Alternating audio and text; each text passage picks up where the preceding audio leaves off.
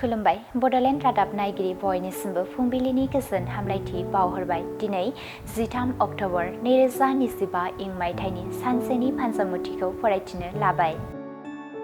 मेष राशि नखराव दावराव दावसि जागोन, गोसोआव असान्थि मोनगोन, सांग्राङै सोलिनाया गोनां। वृष राशि आनजादाव उथ्रिसारनो हागोन, समाजाव मोजां मुं गोसारगोन, बयनिबो अनसायनाय आरो थुलुंगा मोनगोन। मिथुन राशि गावनि गोरोन्थि हाबा मावनायनि थाखाय साजा मोननांगोन, गोसोआव दुखु मोननांगोन, गाज्रि सान।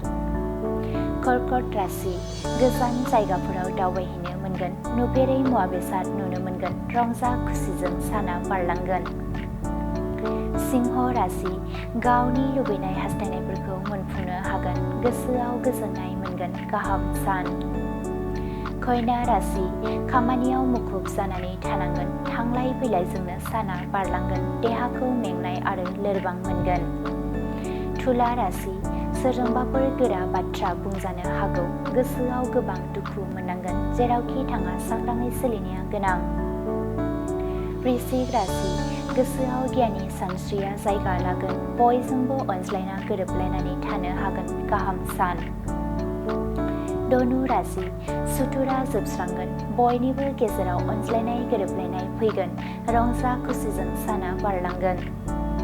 मकर राशि गावनि इयुन जिउखौ लानानै जिंगा सिगोन, गोसोआ थादेरनो हायै उसुखुथु मोनगोन, सांग्राङै सोलिनाया गोनां। कुम्भ राशि गावनि बाय बाहागिफोरानो सुथुर जागोन, गोसोआव गोबां दुखु मोननांगोन, हेंथा गोनां सान।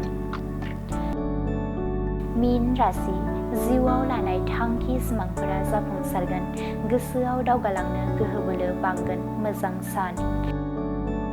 दिनैनि राशि फरायथिनाया एसेनोसै। बेजों लोगोसेनो दिनैनि साना बुहुमनि साफ्रोमबो सुबुंफोरनि थाखाय गाहाम जाथों, बेनि थाखाय बड'लेण्ड रादाब नखरनि जानानै इसोरनि खाथियाव आरज गाबनाय थाबाय। गोजोन्थों।